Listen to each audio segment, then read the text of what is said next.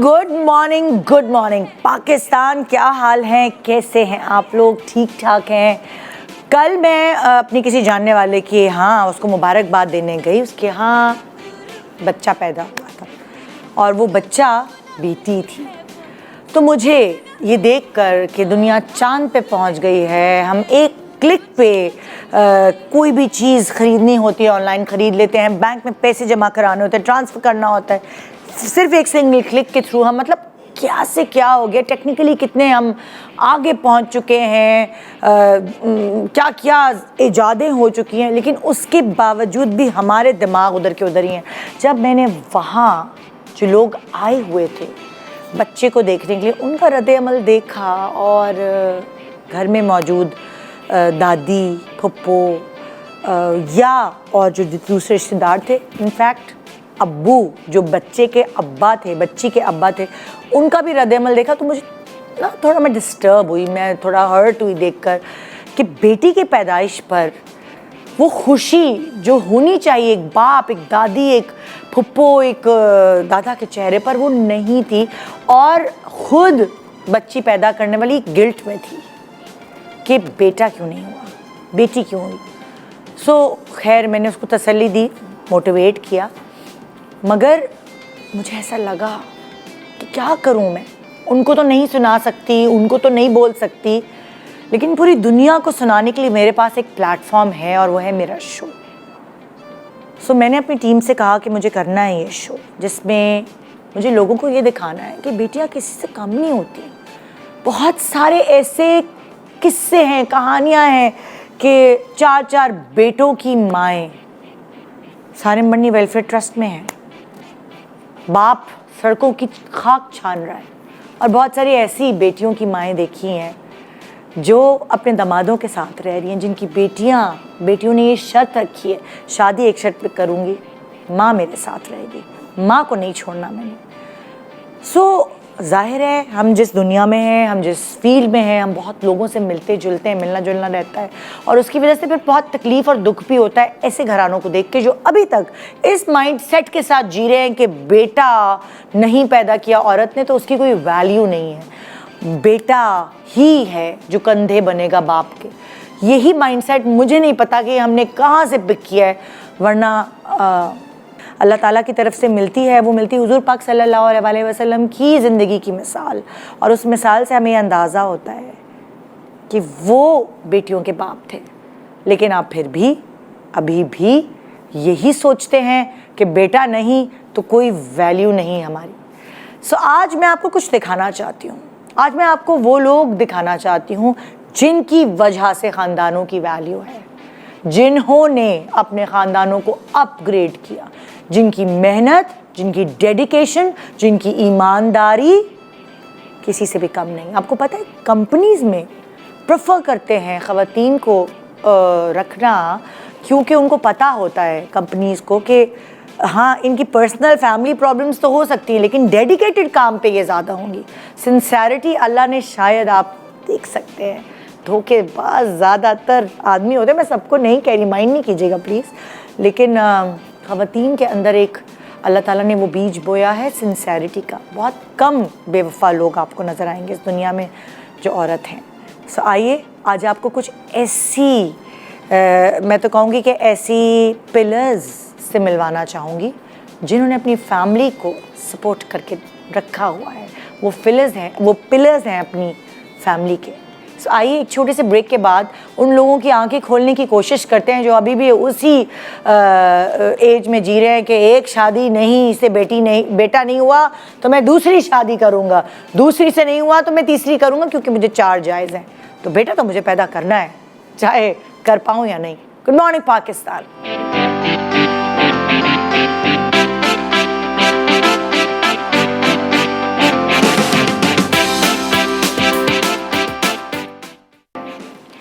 Welcome back. Good morning Pakistan. कहते हैं ना, बच्चों के सामने अगर बच्चों को कुछ सिखाना है तो सिर्फ नसीहतें नहीं करो। अगर उनको ये कहना है कि झूठ नहीं बोलना तो आप भी उनके सामने झूठ नहीं बोलें। अगर उनको ये कहना है कि मेहनत करनी है तो वो आपको मेहनत करते हुए देखें, वो खुद ग्रैब करते हैं चीज़ों को।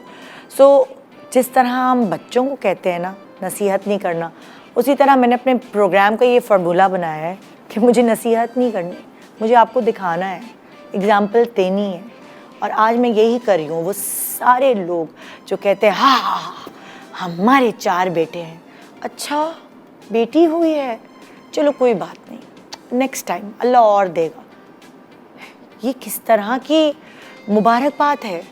ये जुमले आज भी बहुत सारी ख़वातीन और मर्द हजरात सुन रहे हैं कि अगर उनका बेटा नहीं है तो उनको उनके साथ सिंपैथी की जाती है या उनको छोड़ दिया जाता है, दूसरी शादियां कर दी जाती हैं कि बेटा पैदा करना है।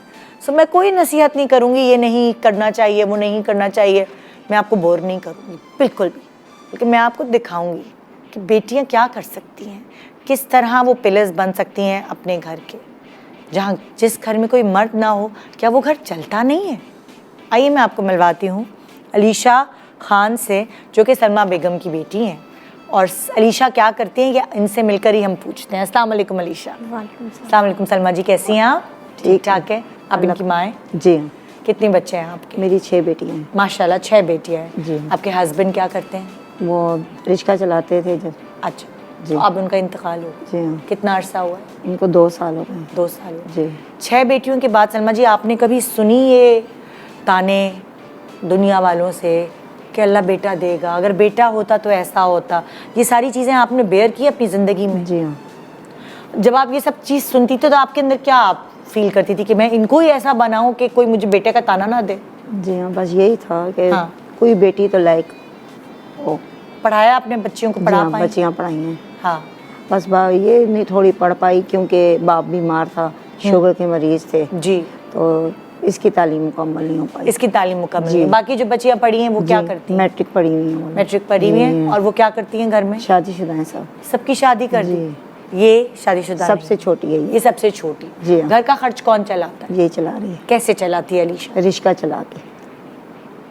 अलीशा रिक्शा चला लेती हो? जी।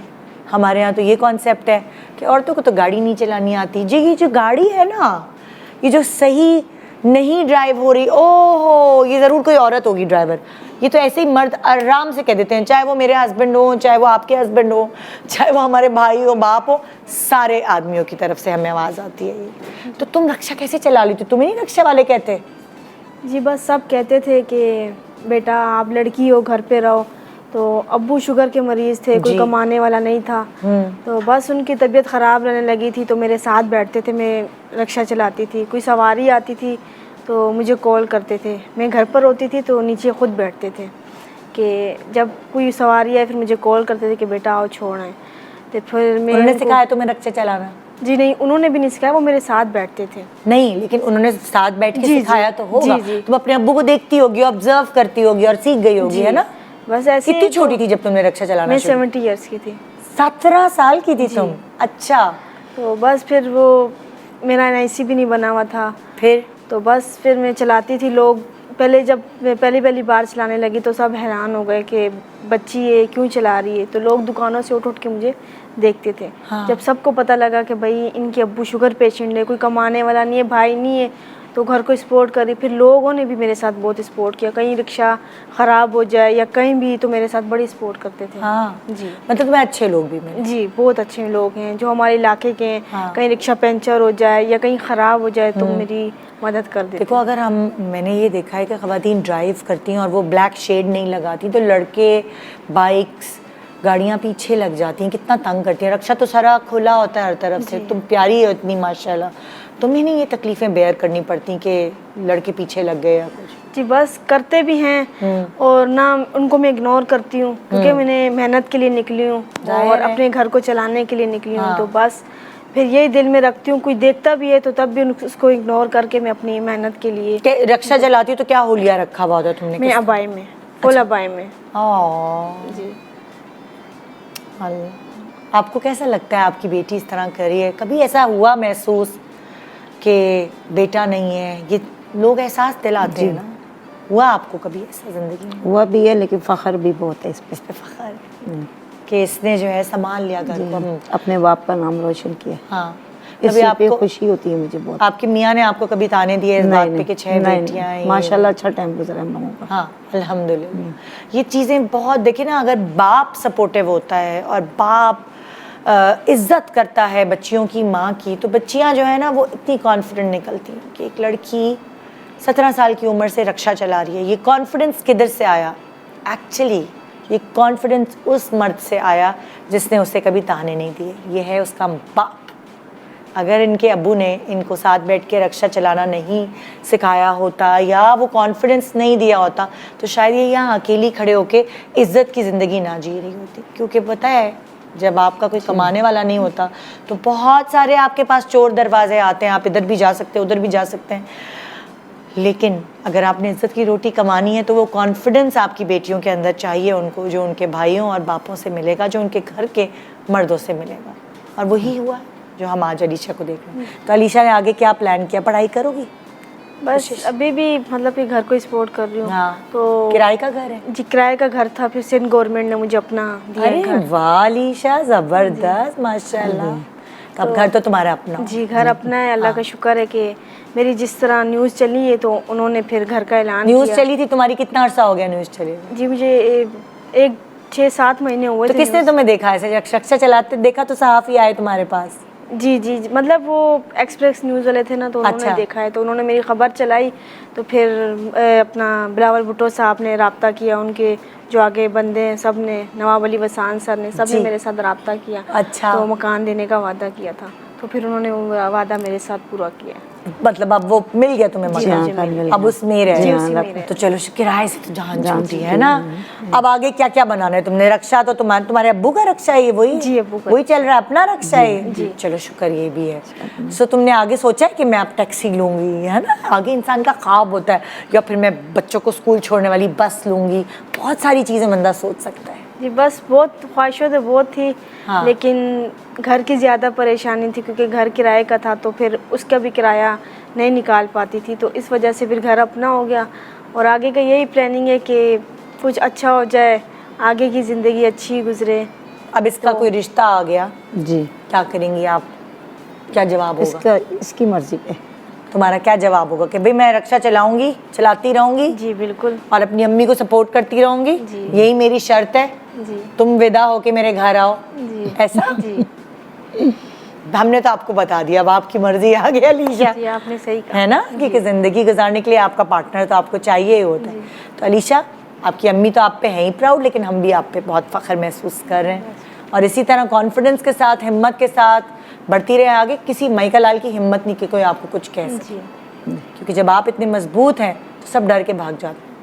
बस रात में तो ज़्यादा नहीं चलाती नहीं, ना? बस मैं सुबह अगर 11 बजे भी चलाती थी हाँ। तो 5-6 बजे अपने घर पे, मगरिब से पहले मैं घर पर होती थी। निकल आता है पेट्रोल वगैरह महंगा होने के बाद, डीजल ये जी सब? बस पहले बचत होती थी 600-700-800, तो जब से पेट्रोल वगैरह महंगाई हुई है तो उसके बाद 300-400, क्योंकि दूर अब्बू जब से फोत हुए तो दूर इलाकों में नहीं जाती थी। हाँ। सिर्फ अपने इलाके में ही चलाती थी। हाँ जी चलो अल्लाह बरकत देगा, है ना जी। सो मेरे पास जो नेक्स्ट मेरे पास यहाँ पे गेस्ट हैं इस वक्त, उनका नाम है माहम जहरा, जिनका फूड कार्ट है।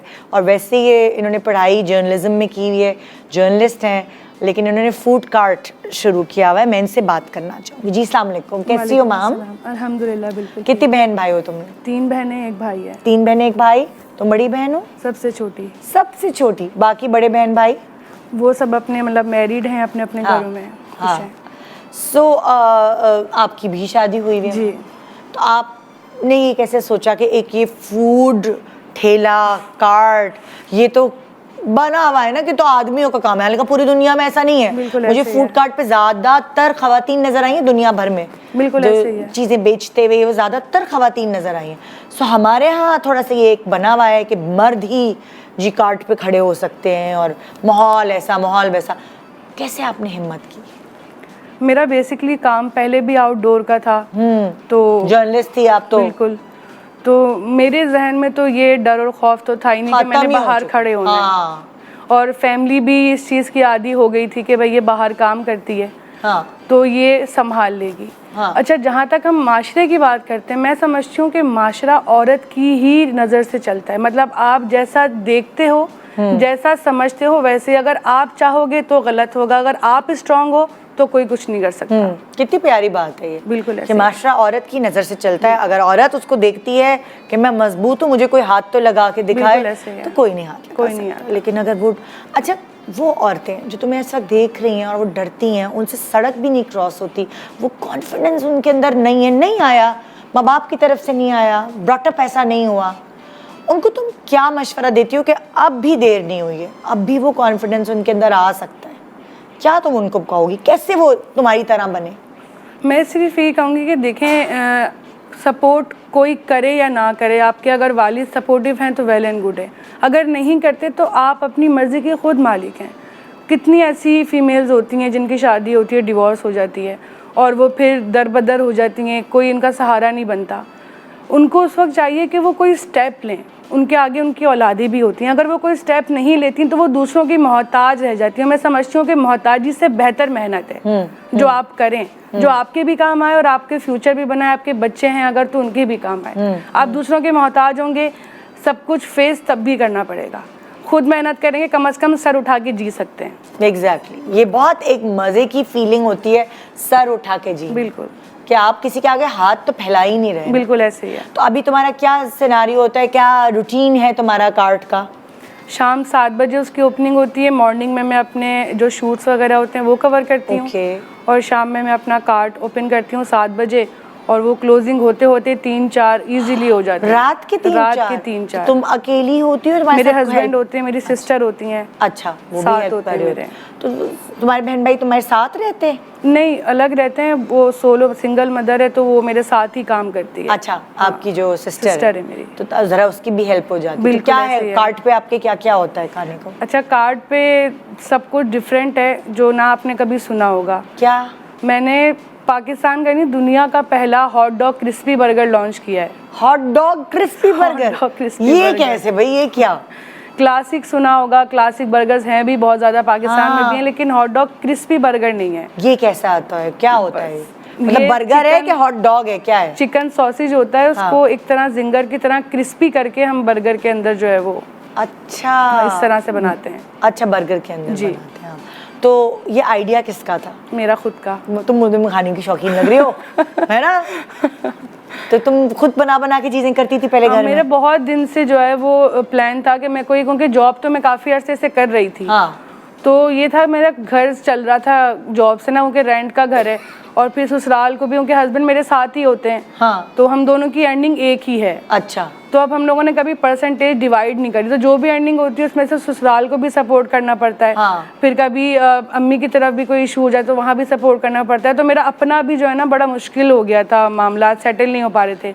हाँ। फिर डकैती हो गई बीच में, तो और चीज़ें उल्टी हो गई। अल्लाह। तो फिर उस वक्त मैं 2 महीने घर में फारिग बैठी, तो मैंने कहा कारोबार एक ऐसी चीज़ है जो आपको खाली हाथ नहीं करती, कुछ ना कुछ आपकी रोलिंग बनी रहती है अमाउंट की। तो बस वो 2 महीने में मैंने बस फैसला किया, चीज़ें सर्च करी, प्रैक्टिकल्स घर में किए और वो कामयाब हुए अल्हम्दुलिल्लाह, और फिर मैंने अपना सेटअप स्टार्ट कर दिया। ओके ओके, अच्छा। तो वो 2 महीने की सोच विचार के बाद तो तुम्हें लग रहा है अच्छा जा रहा है, लोगों को पसंद आ रहा है तुम्हारा क्रिस्पी क्या बर्गर, क्या hot dog crispy burger? Hot dog crispy burger. हाँ जी, बहुत पसंद आ रहा है। लोग यही कह रहे हैं कि भाई जिंगर को भी बीट कर दिया है इसने। ओहो जी। हाँ। और कहाँ होता है तुम्हारा कार्ट? ये मेन 5 स्टार चौरंगी है, हबीब मेट्रो बैंक के बिल्कुल सामने। तो तुम्हारे हस्बैंड ने, होता है ना कि कभी मतलब एतराज़ करते हैं लोग, तो हस्बैंड ने तो एतराज़ नहीं किया कि कैसे कार्ट लगाएंगे और तुम कैसे खड़ी होगी और मतलब क्या कहेंगे लोग, ससुराल वाले बोलते हैं तो? जैसे हमारे मिसाल देते हैं ना कि हर कामयाब मर्द के पीछे एक औरत का हाथ होता है। हाँ। तो कहीं ना कहीं यहाँ पर भी एक कामयाब औरत के पीछे एक मर्द का भी हाथ होता है, चाहे वो बाप हो, भाई हो या शौहर हो। एग्जैक्टली। तो मेरे हस्बैंड इस दुनिया के वाहिद वो हस्बैंड है जो कभी किसी चीज से मुझे मना नहीं करते। Oh, you lucky वो कहते हैं girl. तुम्हें सही लग रहा है, हाँ। ठीक है करो, मैं तुम्हारे साथ हूँ। क्या बात है, ये चीज़ है। तुम्हारे तो हस्बैंड को भी साथ बुलाना चाहिए था है कि मतलब दिखाना चाहिए लोगों को कि भाई अगर आप सपोर्ट कर रहे हैं बिल्कुल, तो फिर देखें कि क्या रिजल्ट निकलता है, और सपोर्ट ना करने वाले जो लोग हैं वो ज्यादा हैं। बिल्कुल ऐसे तो उनको कम से कम ये देखना चाहिए, आपके हस्बैंड को दिखाना चाहिए था हमें। छोटा सा ब्रेक ले रहे हैं, ब्रेक के बाद हम आपको और भी सोसाइटी के पिलर्स से मिलवाते हैं, क्योंकि पिलर्स जो सोसाइटी के होते हैं ना, सिर्फ वो आदमी नहीं होते, औरतें भी सतून हैं, बल्कि जनरेशन्स औरतें बनाती हैं। Good morning Pakistan.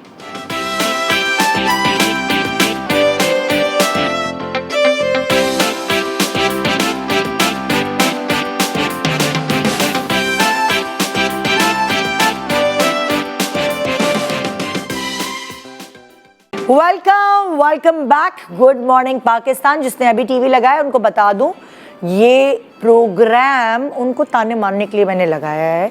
आज ये सजाया है ये प्रोग्राम, जो बेटी पैदा होने पर बजाय मुबारकबाद देने के अफसोस का इजहार करते हैं।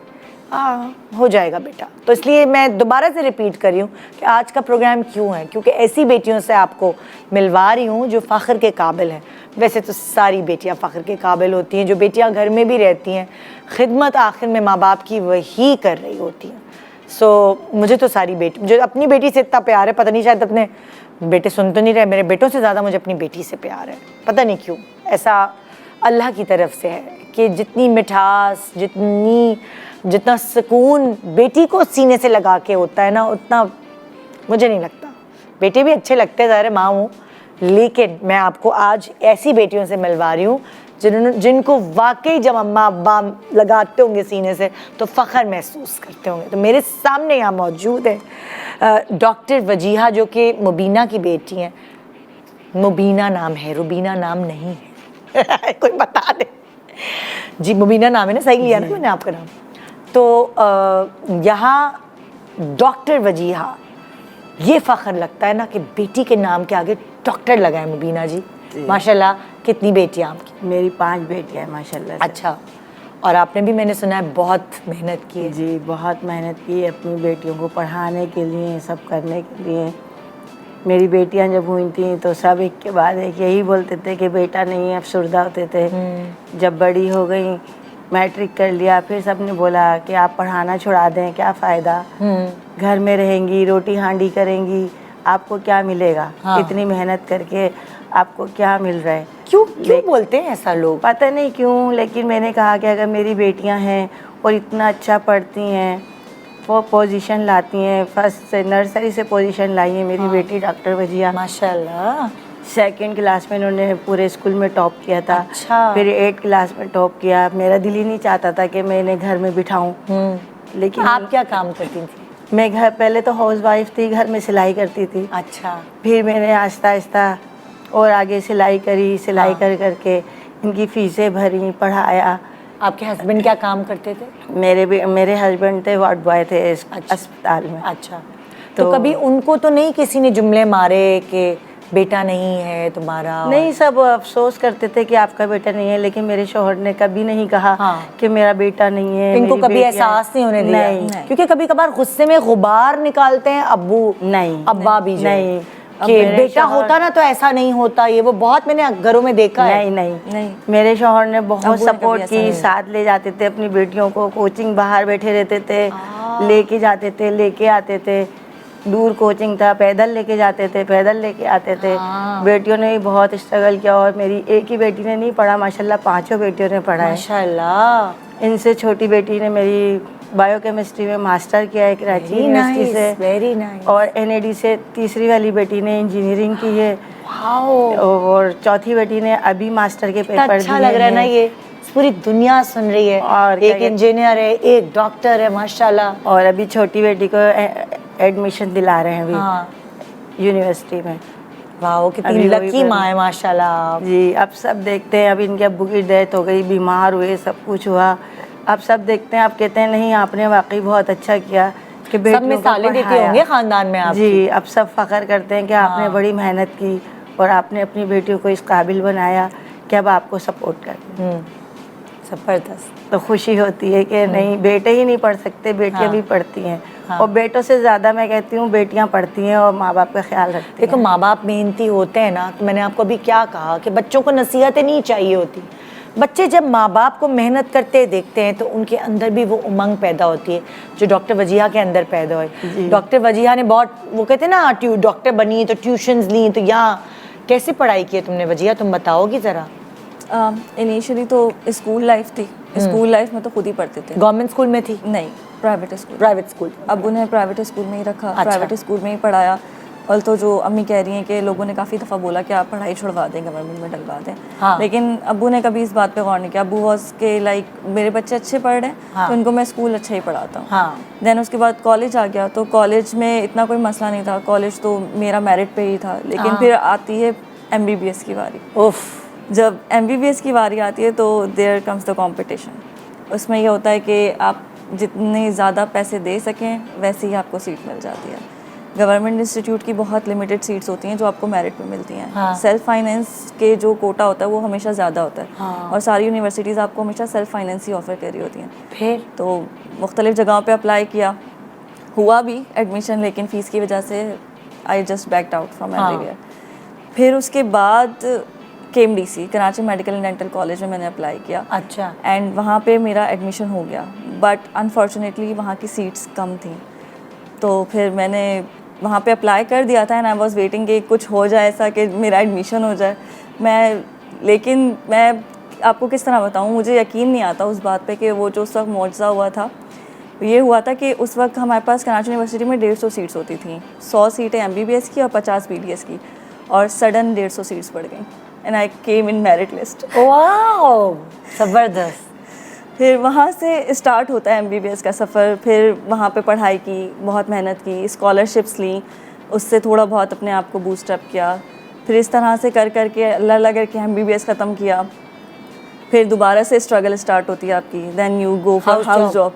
फिर हाउस जॉब के लिए अलग अलग जगह अप्लाई किया, लेकिन अल्लाह का शुक्र है अल्लाह ने वहाँ भी साथ दिया। आगा खान हॉस्पिटल से मैंने हाउस जॉब की। वाओ। फिर वहाँ से आगा खान में कैसे फाइनेंस किस तरह किया? आगा खान में फाइनेंस, हाउस जॉब बेसिकली जो होती है वो आपकी स्टिपेंड होती है, आपको उसके लिए फाइनेंस की नीड नहीं होती। अच्छा। आप टेस्ट देते हैं, हाँ। आप मेरिट लिस्ट में आते हैं, आप सिलेक्ट हो जाते हैं। ओह, तो उसके लिए अच्छा पढ़ने वाले बच्चे चाहिए होते हैं। हाँ, तो आपने बहुत मेहनत की। हाँ, मेहनत तो काफ़ी की थी, अल्लाह ताला ने उसका सिला भी दिया। सिला भी दिया। कितना अच्छा लगता है ना। जी बिल्कुल। आपको कैसा लगता है मुबीना? मुझे असल तो ये बहुत अच्छा लगता है, मुझे तो बहुत खुशी होती है कि मेरी बेटी ने इतनी मेहनत की और ये रंग लाई और सबको फ़ख्र का बाइस बनी।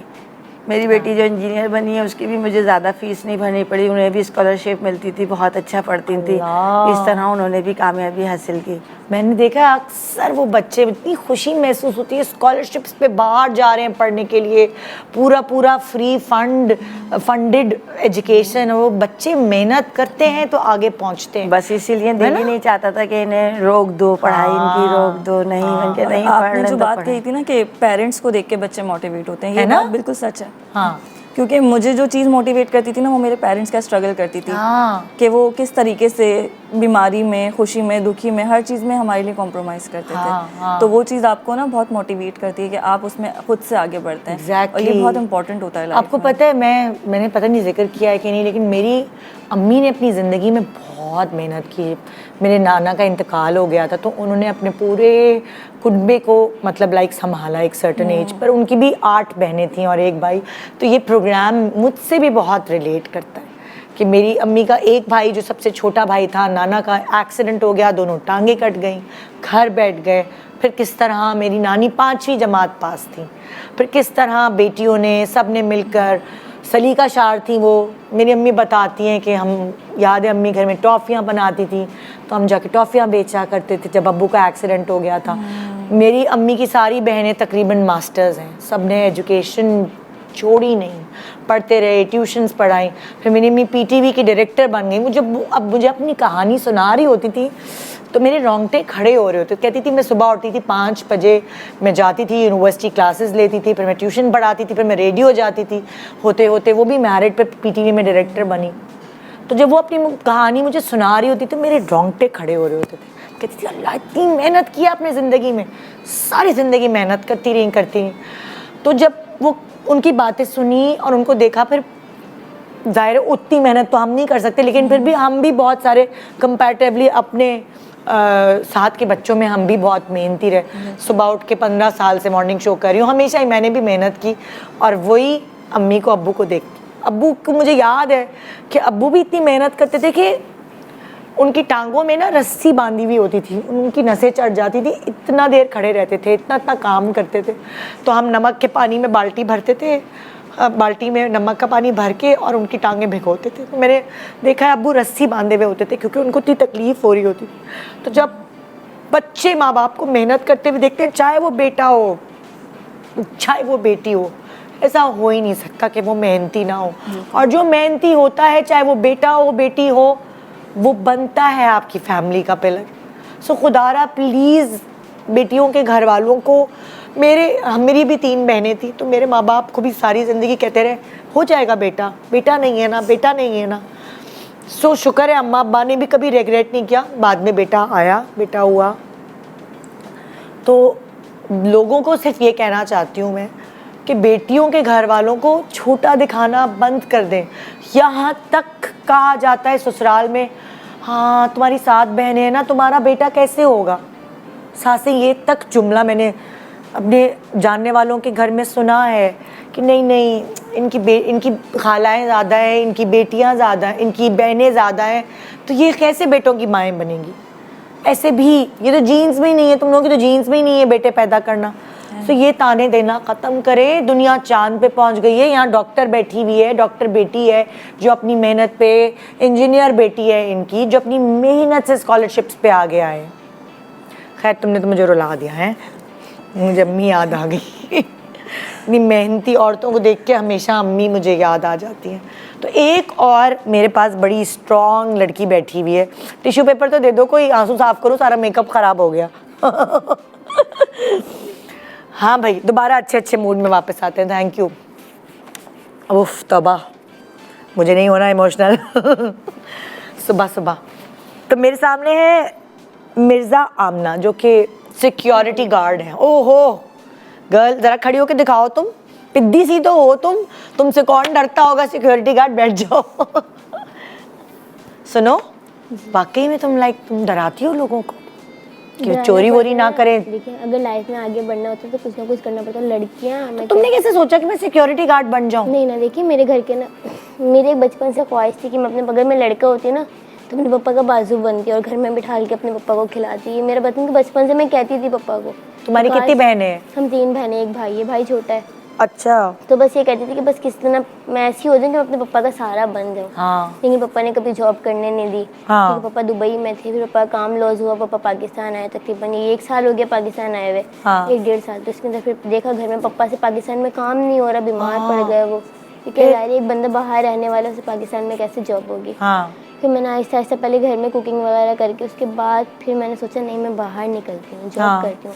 फिर मैं मार्ट में जॉब करने लगी। मार्ट से फिर मैं सिक्योरिटी पे आई।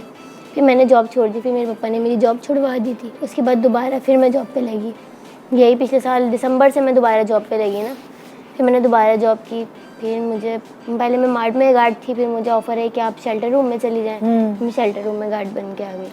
तो तुमने गार्ड ही क्यों, तुम्हारे पास और कोई चॉइस नहीं थी, गार्ड की जॉब ही क्यों? आपको पता है यहाँ कराची में जॉब नहीं है। हाँ। बहुत शॉर्ट है, बहुत। जब लड़कों को नहीं मिले हम तो फिर लड़के हैं। हाँ। और मैं कहती हूँ अगर एक मेहनती लड़की होगी ना, उसको अपने बाप का बाजू बनने, तो उसको घर में किसी का झाड़ू पोछा करने को मिलेगा वो भी करेगी। अल्लाह, लड़कियों को बहुत एहसास होता है। देखिए, लड़कों को कभी कभार लड़के कहते हैं हमारे मतलब की जॉब ही नहीं मिल रही हमें, हमने इतनी पढ़ाई की हमें जॉब ही नहीं मिल रही है ना। लड़कियों को एहसास बड़ा होता है। बाप का बहुत एहसास होता है। जब एक बाप बेटी को इतने से इतना बड़ा कर दे, हाँ। कभी कभी उसको तू एक आंख में आंसू ना आए कि वो लड़की इस टाइम पे अपने बाप का सहारा नहीं बन सकती, बाप टूट जाए तो।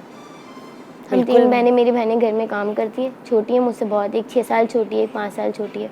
घर में नगों का काम करती है, मैं बाहर काम करती हूँ। नग लगाती है? शेड। अच्छा। हाँ, तो मतलब हम लोग घर में ही अपना दोनों देख लेते हैं। तीनों बहनें हम काम करती हैं। हाँ, मैंने तो सुना है तुम्हारी शिफ्ट कभी ऐसे लगती है कि तुम 3-3 दिन जो है ऐसा वो होता है कि रात में 8 बजे मैं जाती हूँ, सुबह 8 बजे मेरी ऑफ होती है। हाँ। अच्छा, अगर सुबह 8 बजे वाली नहीं आई गार्ड तो फिर वहाँ पे मुझे रुकना पड़ता है, रात में भी, डे में भी, फिर रात में भी और फिर डे में भी। अल्लाह, और वहाँ पे तो वहाँ पे ऐसा होता है कि खाना हम लोग अपना लंच लेके जाना पड़ता है। वहाँ पे किसी से हम एक सुई, एक छालिया का दाना भी नहीं लेके खा सकते। मतलब बहुत मुश्किल हो जाती है। मैं 3-3, 4-4 दिन वहाँ पे रुकती हूँ। वहाँ पे मोबाइल भी अलाउ नहीं होता। घर वालों को से बाहर निकलती हूँ, घर जाके वहाँ बाहर ना उनके ऑफिस में जाके वहाँ बैठ के कॉल करती हूँ कि मेरी आज नाइट है और डे है, लड़की आई नहीं है तो मैं यहीं हूँ, मैं कल आऊँगी। फिर मम्मा की कॉलें आ रही होती हैं ऑफिस, फिर मैं उनको बोलती हूँ आज भी नहीं आऊँगी। इस तरीके से चलता है। तो घर का फिर पूरे अखराजात पूरे हो अभी जाए? भी नहीं, देखें 20,000 सैलरी है।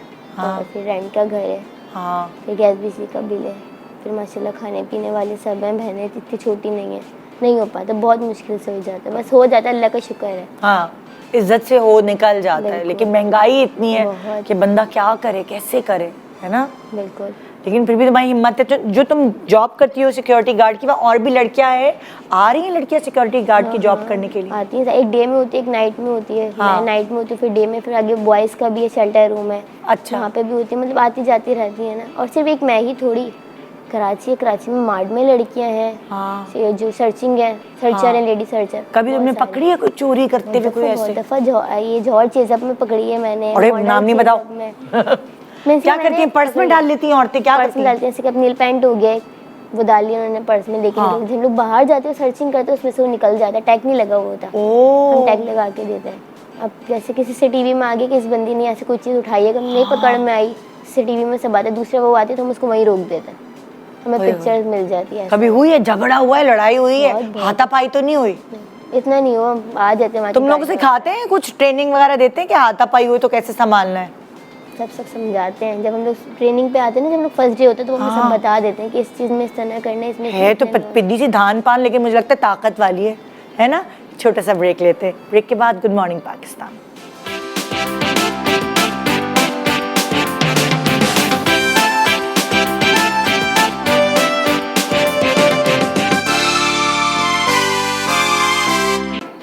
Welcome back, good morning Pakistan. अभी मैं जिन बच्चियों से आपको मिलवाऊंगी तो आपके दिमाग में ना वो फिल्म घूम जाएगी, दंगल, जिसमें आमिर खान था और उसने अपनी बेटियों को ट्रेनिंग दी थी। बिल्कुल वैसी ही कहानी मेरे सामने इस वक्त क्या मौजूद है। मेरे सामने इस वक्त बैठी हैं प्रोफेशनल बॉक्सर सिस्टर्स के नाम से मशहूर हैं ये, बख्तावर खान, आसिया खान, निम्रा खान एंड मानूर खान। अस्सलाम वालेकुम। कैसी हैं आप चारों? अल्हम्दुलिल्लाह बिल्कुल ठीक। आप कैसी हैं? मैं ठीक ठाक माशाल्लाह। कितनी बहनें हैं आप? हम 4 बहनें 2 भाई। 4 बहनें 2 भाई, और भाई भी बॉक्सर्स हैं? जी। और सारी पूरी फैमिली बॉक्सर्स? जी। अब्बू भी बॉक्सर? अब्बू हमारे ट्रेनर हैं। जी। अब्बू ट्रेनर है और वो खुद भी अपने ज़माने में बॉक्सर थे और फिर ट्रेनिंग। जी। तो तुम लोगों को उसी तरह ट्रेनिंग दी अब्बू ने जैसे आमिर खान अपनी बेटियों को देता था? जी बिल्कुल इसी तरह। बाल कटवा दिए, वो सारी चीज़ें भी हुई? बाल नहीं कटवाए, बाकी बिल्कुल उसी तरह, और उससे भी हार्ड वर्क हमने ज्यादा शायद किया है। वही सुबह 5 बजे उठ के ये जी, रनिंग वनिंग, जी। स्ट्रेंथ ट्रेनिंग, ये सारी चीज़ें की तुम लोगों ने? बिल्कुल। अब्बू ने लोहा कुटवाया, हाथ में लोहे उठवाते थे, पाँव में वेट बांध के, लोहे बांध के, दांतों में रस्सी से वेट बांधते थे ताकि जौ मजबूत हो जाए। हाँ। और खाने पीने में भी सख्ती की कि खाओ, जैसे लड़कियां तो खाती पीती है ही नहीं, दूध ही नहीं पीती। जी बिल्कुल। अब्बू ने डाइट का भी बिल्कुल ख्याल रखा, क्योंकि डाइट भी इतनी इम्पोर्टेंट है जितनी ट्रेनिंग। हाँ। कि आप विदाउट डाइट अगर सिर्फ ट्रेनिंग कर रहे हैं तो वो तो आपको वो मतलब फायदा ही नहीं होगा। हाँ। डाइट सही होगी, आप ट्रेनिंग करेंगे तो वो अच्छा आप देखो, तो अब्बू बॉक्सर ना, तो वो वही सोच रहे हैं मेरे बेटे होंगे तो बॉक्सर बनेंगे, खानदान वाले भी आके बोलते हैं। तो तुम लोगों का, तुम्हारे अब्बू को, अम्मी को कभी ये सुनना पड़ा कि 4 बेटियां हो गई, या कुछ इस तरह की कोई जुमले सहने पड़े कभी किसी को? जैसे शुरू में हम 3 बड़ी बहनें हैं, पहले हाँ। बहनें, और अब्बू की फैमिली थोड़ी कंजर्वेटिव है। हाँ। तो इस वजह से जब शुरू में वहाँ लड़कियों को पढ़ाते भी नहीं है इवन। हाँ। तो अब्बू ने पढ़ाई शुरू में, हमने मास्टर्स किए, मैंने लिटरेचर में, आसिया ने। अरे बाप रे माशाल्लाह। और निम्रा ग्रेजुएट है।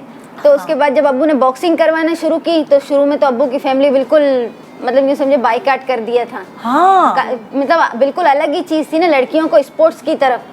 पहले तो तुम पढ़ा रहे थे खाली, उस पे भी सबके नाक मुंह चढ़ रहे होंगे। सही। और ऊपर से बॉक्सर भी बना दिया। तो बाद में जब अब अचीवमेंट देखने लगे, सक्सेस देखने लगे, माशाल्लाह रिस्पेक्ट देखने लगे, अब वो खुद ज्यादा वो हमसे मतलब मंसूब होते हैं कि ये हमारे रिलेटिव हैं, सबको बताते हैं। हाँ। तो एज लड़कियों, मतलब एज लड़की होना, कभी तुम लोगों को ऐसा फील हुआ जैसे तुम्हारे अब्बा इतने स्ट्रॉन्ग है ना कि उन्होंने तुम लोगों को स्ट्रॉन्ग बनाया? एक स्ट्रॉन्ग माँ और बाप की बेटियां भी स्ट्रॉन्ग होती हैं। जी, ये हमेशा ऐसा होता है। अगर डरी डरी सहमी हुई माँ होगी तो कहीं ना कहीं बेटी में भी वो चीज़ पाई जाएगी। लेकिन अगर बाप बहुत सपोर्टिव होता है तो बेटियों का कॉन्फिडेंस ऐसा नज़र आता है माशाल्लाह। बिल्कुल। सो अब्बा ने बड़ी सख्ती की सारी ट्रेनिंग पर, खाने पीने पर। और कुछ किस चीज़ पे सख्तियाँ हुई हैं बेटियों के साथ? हमारा फोकस तो शुरू से सिर्फ स्टडीज, स्पोर्ट्स रहा। हाँ, अब्बू का मतलब यही था, यूँ समझे हमारे अब्बू ने पूरी अपनी लाइफ जो है हमारे लिए वक्फ कर दी। हाँ। पूरी लाइफ हम पर ही लगा दी, हमारी ट्रेनिंग पर, हमारी स्टडी पर। और जैसे आपने कहा कि पेरेंट्स जो होते हैं ना, अगर वो मजबूत हैं तो सोसाइटी, क्योंकि सोसाइटी का काम है बातें करना, उससे अगर आपके फैमिली का सपोर्ट नहीं है, स्पेशली पेरेंट्स का और स्पेशली फादर का, तो वो नहीं होता तो उससे लड़कियां वीक होती हैं। लेकिन जब फादर का सपोर्ट होता है तो फिर लोग कुछ भी बोलते रहें, कोई फर्क ही नहीं पड़ता लड़कियों। अच्छा देखो, ये तो तुम्हारे अब्बू का ख्वाब था ना कि मेरी बेटियां भी बॉक्सर, बेटे तो बने बेटियां भी बॉक्सर बने, लेकिन बेटियों का भी तो अपना कोई ख्वाब होता है। तो तुम चारों आमादा थे कि हाँ हम बॉक्सर बनेंगे, क्या पता तुम चारों में से किसी को डॉक्टर बनना हो या किसी को इंजीनियर बनना हो या कुछ और करना, तो ऐसा तो नहीं हुआ? नहीं, स्टडी का जैसे मैंने आपको बताया, मुझे बचपन से पढ़ाने का बड़ा शौक था। अच्छा। लेक्चरर बनने का, तो अब्बू कहते हैं उस पर भी तुम्हें फोकस करना है। हाँ। लेकिन उसके साथ स्पोर्ट्स भी जरूरी है कि सोसाइटी ऐसी है, मैंने बताया कि ऐसी फैमिली थी, हम लोग शुरू में इतने कॉन्फिडेंट नहीं थे। इवन घर में गेस्ट आते थे तो हम लोग वॉशरूम में छुप जाते थे, पता नहीं था कैसे सलाम करना है, कैसे बात करना है, जबरदस्ती अम्मी अब्बू बुलाते थे आओ मिलो। बॉक्सिंग के बाद अब हमें कॉन्फिडेंस आया बात करने का, सब कुछ। तो अब्बू ने कहा अगर तुम्हें स्टडी करनी है आगे, उसके साथ स्पोर्ट्स करना पड़ेगा, क्योंकि वहाँ अगर कोई एजुकेशन में जाओगे, वहाँ लड़के लड़कियां साथ हैं, अगर तुम एक कॉन्फिडेंट गर्ल होगी तो कोई लड़का भी तुम्हारे करीब से गुजरने में डरेगा। तो प्रोफेसर बनने का तो और ही डरता होगा कि एक मुक्का मारेगी तो मैं वहां जाके गिरूंगा, तो कोई छेड़ने की हिम्मत भी नहीं करता होगा। नहीं जी बिल्कुल। तो अब वो एक होता है ना, मैंने देखा है कॉलेज जा रही हैं लड़कियां, उनको भाई छोड़ने जा रहे हैं या पिक करने अब्बू जा रहे हैं, ये एक आपको साथ लगे रहना पड़ता है। लेकिन जब बॉक्सर बेटियां हों तो क्या टेंशन, एक घूसा आएगा, एक ये वहाँ ऐसे गिरेंगे, तो किसी की तो हिम्मत नहीं होगी। तुम चुप चुप हो क्यों? हाँ सही कर लेती हो बॉक्सिंग, हरा देती हो इन तीनों को। हाँ सबसे ज्यादा चारों में से ताकतवर कौन है? जैसे गॉड गिफ्ट होता है, एक तो आसिया है और एक मेरा भाई बिलाल। आसिया छोटी वाली है, ये वाली, ये सेकंड में। अच्छा गॉड गिफ्ट है, भारी हाथ है, भारी हाथ है। ओरे बाप इसका रे। पंच जिसको लगता था वो गिर ही जाता है। वो गॉड गिफ्टेड होता है। एक तो ट्रेनिंग से बंदे को बनाना पड़ता है, इनको गॉड गिफ्ट है। ओ तो अब्बू ने ये चीज जानी है, आइडेंटिफाई की। अब्बू ने आइडेंटिफाई जैसे बॉक्सिंग में पंचेस होते हैं, हाँ जैसे स्ट्रेट पंचेस हो गए, ब्लो जॉब हो गए, तो अब्बू ने ये देख लिया कि इनका ये गॉड गिफ्ट ये चीज है, इनका पंच उसी इनको पे लगेगा, खेल रहे हैं, हाँ उसी चिन पे, पे। हाँ। तो अब्बू वैसी गेम इनको अब्बू ने सिखाई। हाँ तुम्हें है बॉक्सर बनने का ही शौक था या अब्बू की खुशी की खातिर? नहीं, अब्बू भाई अब्बू को देखकर शौक पैदा हुआ। हाँ। स्टार्टिंग में बॉक्सिंग जैसे इसने स्टार्ट की, हम अब बहनों में, फिर हाँ सबसे पहले छोटी वाली, ये सबसे छोटी है। जी हाँ सबसे पहले इसने स्टार्ट की। जी। ओ फिर उसके बाद तुम लोगों ने स्टार्ट? जी। अच्छा अच्छा। तो इससे शौक हुआ, इसने स्टार्ट की, इसको देख के अब्बू को देख के फिर हमें शौक हुआ, हमने स्टार्ट की इस तरह। हाँ तब तुम लोग क्या, तुम्हारा रूटीन क्या होता है तुम लोगों का, अगर मैं तुम लोगों से ये पूछूं? हम लोग सुबह पहले रनिंग पे जाते हैं सबसे पहले। कितने बजे? सवेरे उठते फजर के बाद। हाँ उसको रश कम होता है तो रनिंग में आसानी पूरे होती है। खानदान रनिंग पे जा रहा होता है। अम्मी भी बॉक्सर हैं क्या? अम्मी घर पे होती है सिर्फ। हाँ मम्मी के मामू बॉक्सर थे। अच्छा तो पूरे 6 के 6 लोग, कितने हो गए तुम? 4 बहनें 2 भाई 6 7 अब्बू 7 लोगों की टोली पूरी जा रही होती है रनिंग पर। वाह यार। अब्बू के जो अब्बू थे ना, यानी दादा अब्बू, उनको भी बॉक्सिंग का शौक था, मोहम्मद अली के जैसे फैन थे वो। अच्छा तो पूरा खानदान जा रहा होता है सुबह रनिंग पे? जी। फिर क्या होता है? फिर उसके बाद घर में आते हैं, नाश्ता अच्छा टाइट नाश्ता करते हैं। टाइट नाश्ते में क्या होता है? पराठे, अंडे, छोले। अरे बाप रे, प्रोटीन भाई। वही। हाँ तो डाइट का भी ख्याल रखना पड़ता है ये चीज। अच्छा फिर उसके बाद तो अपनी पढ़ाई वढ़ाई पे जाती स्टडी होगी? जी। हाँ मास्टर्स कर लिया, अभी फिलहाल तो एमफिल में एडमिशन का इरादा है इंशाल्लाह। अच्छा जी। फिर जॉब वगैरह क्या करोगे? जॉब ट्राई कर रहे हैं, जॉब अभी तक मिली नहीं। हाँ मतलब कोई तुम लोगों को अच्छी जॉब मिल सकती है क्योंकि बॉक्सर भी हो तो एक कोई ताकतवर वाली जॉब है वही जैसे दुनिया भर में होता है, स्पोर्ट्स यानी एक्टिव कॉम होती है, जैसे आपने कहा जॉब मिल सकती है। टैलेंट बहुत है, बस कुछ घुसपैठिए हैं जिनकी वजह से जो है वो, क्या है कुछ घुसपैठिए होते हैं ना, आउटसाइडर, अच्छा वो आ जाते हैं। हाँ तो वो जो है कब्जा कर लेते हैं, हाँ तो उनकी वजह से जो टैलेंट होता है वो दब जाता है। हाँ लेकिन टैलेंट आएगा, वो उबल उबल के सामने आएगा, तुम देखना, है ना भाई। बेस्ट ऑफ लक आपके फ्यूचर्स के लिए। 4 कोई तरह मुझे कोई तंग तो करे, फिर मेरे पास 4 बॉक्सर्स हैं। और एक अच्छी बात बताऊंगी, जैसे मैंने कहा कुछ की वजह से स्पोर्ट्स टैलेंट सामने नहीं आता। हाँ। जैसे अब मैंने बताया हम सुबह रनिंग पे जाते हैं, तो अब्बू हमसे लोहा कुटवाते थे तो हमारे ग्लव्स बहुत जल्दी फट जाते हैं। हाँ तो हम लोग सुबह जाते थे तो एक है नासिर करीम साहब, वो हमें देखते थे हमारे ट्रेनिंग करते हुए और देखते थे इनके ग्लव्स बहुत जल्दी चेंज होते हैं और सड़ जाते हैं। तो एक दिन वो हमारे घर आए बॉक्सिंग का बहुत सारा सामान लेके, बोला बच्चे तुम लगे रहो, मैं तुम्हारे साथ हूँ। तो ऐसे लोग भी हैं। तो कुछ दिन पहले तो तुम लोग देखे गए वो बॉक्सिंग का सारा? जी, और कहा मैं साथ हूँ, आप अपने टैलेंट को पीछे नहीं छोड़ना है। हाँ। और कुछ दिन पहले अब्बू से पता चला वो माशाल्लाह चेयरमैन बने। वो पहले की बात है, चेयरमैन तो वो अब बने। और अच्छे लोग, ऐसे लोग सामने अच्छे लोग भी हैं ना हैं, भाई। बिल्कुल। क्यों नहीं है, तभी तो दुनिया चल रही है। बुरे लोगों से तो दुनिया खत्म ही हो जाती है। बिल्कुल जी। सो मेरे पास 2 और टैलेंटेड बच्चियां मौजूद हैं, उनको भी इंट्रोड्यूस कराना चाहूँगी। मेरे पास इस वक्त मौजूद है फातिमा फजल और रीमा फजल हैं ये, जो कि घर में चीज़ें बनाती हैं और बाहर स्टॉल लगाकर दोनों बहनें इसको सेल करती हैं। अस्सलाम वालेकुम। रीमा कौन है, फातिमा कौन है? फातिमा फातिमा तुम हो और रीमा तुम हो। तो तुम लोग कितनी बहनें हो? 6 बहनें हैं। अच्छा माशाल्लाह 6 बहनें। और बाकी सब छोटी हैं? नहीं, 3 की शादी हो चुकी है, 3 की शादी हुई, 3 रह गई हैं। तो अम्मी अब्बू क्या करते हैं? अब्बू की डेथ हो गई है, अच्छा। अम्मी है। अच्छा। तो तुमने कब से क्या चीज़ें बनाती हो घर में जो तुम स्टॉल पे लगा के सेल करती हो? सबसे पहले अबू की तबीयत ख़राब हुई। अबू काफ़ी कारोबार अबू का अच्छा था। अबू को अटैक हुआ। जब जहाँ जाते थे कारोबार वाले बंदे खुद आए छोड़ने के लिए के लगे, अब इनको अटैक हो गया, वज़न वगैरह नहीं उठा सकते। हाँ। तो अबू काफ़ी टाइम बैठे रहे, तो हम लोग सब बैठ के ना बातें करते रहते। काफ़ी माली हालात ख़राब होते जा रहे हाँ। थे। तो बैठे बैठे अम्मी और हम सब मशवरा कर रहे थे कि चिप्स बहुत चल रही है, जैसे बच्चे खाते हैं शौक़ से, तो चिप्स लगाते हैं पहले तो। हाँ। अबू मना करते रहे, नहीं ये नहीं, मैं नहीं कर सकता। तो फिर ना शर्म आएगी, तो फिर ना आहिस्ता आहिस्ता सब ने सपोर्ट करा, बहनों ने, अम्मी ने। तो फिर अब्बू ने सब सामान लेकर आए तो चिप्स लगाना स्टार्ट करी। हाँ। चिप्स माशाल्लाह बिकने लग गई। हाँ। फिर ना वो जो फ्रेंच फ्राइज होते हैं? जी फ्रेंच फ्राइज। अच्छा अच्छा। तो काफ़ी ना बिकी वो ना। हाँ। उसके बाद फिर सोचा कि हम सब बहनें बातें कर रहे थे कि ना अब बढ़ाते हैं दुकान को, जब चिप्स के अलावा भी और जैसे सामान रखते हैं। तो समोसे रोल स्टार्ट करे फिर हम लोगों ने। फिर एक खट्टे आलू बनाना स्टार्ट करा एक बहन ने, उसने ट्राई करा कि ये चलेंगे कि नहीं। वो काफ़ी लड़कियां जो बच्चियां थी ना वो खाती थी खट्टे आलू। हाँ। रोल चिप्स वगैरह चटनी वगैरह डाल के और केचप डाल के तो और मज़े के उन मेरे लोगों मुंह को में लगते पानी थे। आ रहा है। नन सुबह तो सुबह।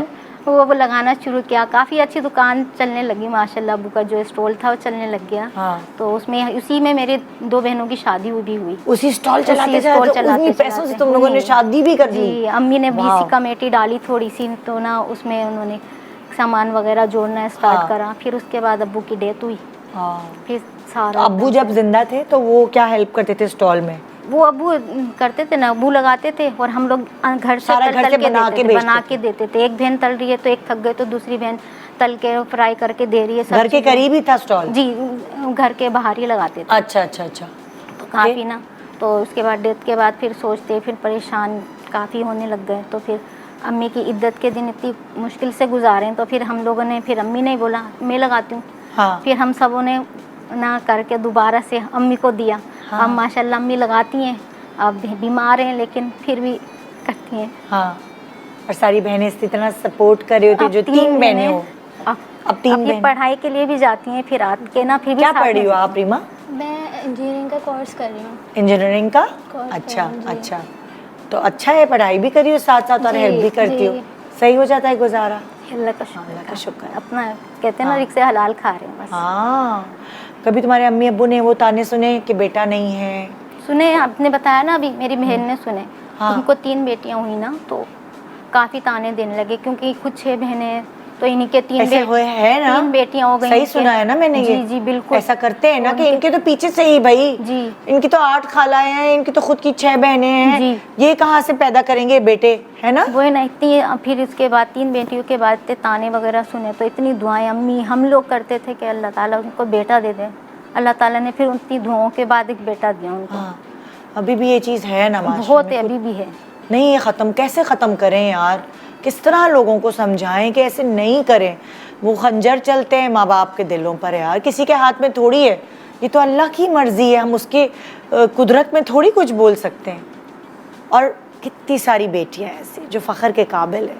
मेरे इर्द गिर्द आज तो बेटियां ही बेटी है, जो एक एक बेटी पे फ़ख्र किया जा सकता है। सो मैंने कहा मैं शो पे ये क्या नसीहत करूं, मैंने दिखा दिया लोगों को। ये 4 बॉक्सर्स बैठी हैं और उसका हाथ तो इतना भारी है, सोचो, है ना? छोटा सा ब्रेक ले रहे हैं, ब्रेक के बाद वापस आते हैं। और आपको दिखाते हैं मज़ीद ऐसी बेटियों से जिन्होंने माँ बाप का नाम रोशन किया। Good morning.